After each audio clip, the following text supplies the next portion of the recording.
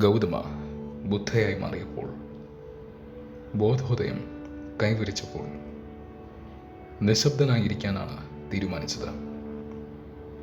7 ദിവസം ബുദ്ധൻ ഒന്നും മിണ്ടിയില്ല. അദ്ദേഹം ചിന്തിച്ചത് ഇപ്രകാരമാണ്: ഞാൻ എന്താണ് പറയുക? പറഞ്ഞാലും ആരാണ് കേൾക്കുക? കേൾക്കുന്നവർക്ക് എന്താണ് മനസ്സിലാകാൻ സാധിക്കുക? എനിക്ക് സംഭവിച്ച കാര്യങ്ങൾ, എനിക്ക് വന്ന മാറ്റങ്ങൾ ഒരുപക്ഷെ ബോധോദയത്തിന് മുൻപ് ആരെങ്കിലും എനിക്ക് പറഞ്ഞു തന്നിരുന്നെങ്കിൽ എനിക്ക് തന്നെ മനസ്സിലാകില്ലായിരുന്നു. അപ്പോൾ ഞാൻ പറയുന്നത് ആര് മനസ്സിലാക്കാനാണ്? ബുദ്ധൻ ഒന്നും മിണ്ടിയില്ല. 7 ദിവസം നിശബ്ദനായി ബോധിമരത്തിന് താഴെ അദ്ദേഹം ധ്യാനത്തിൽ മുഴുകിയിരുന്നു.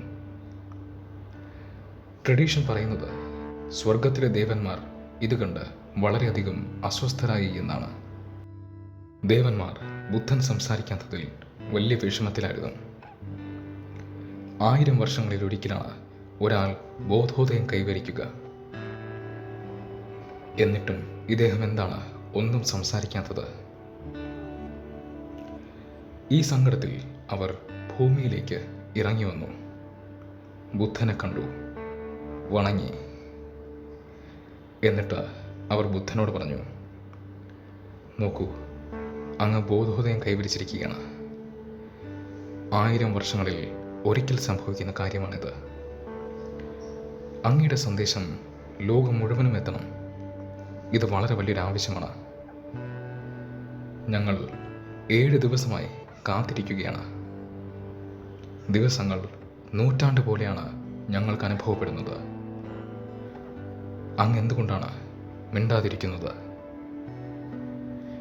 സമയം പരിമിതമാണ്. അങ്ങ് കുറച്ചു നാളത്തേക്ക് മാത്രമേ ഇവിടെ കാണുകയുള്ളൂ.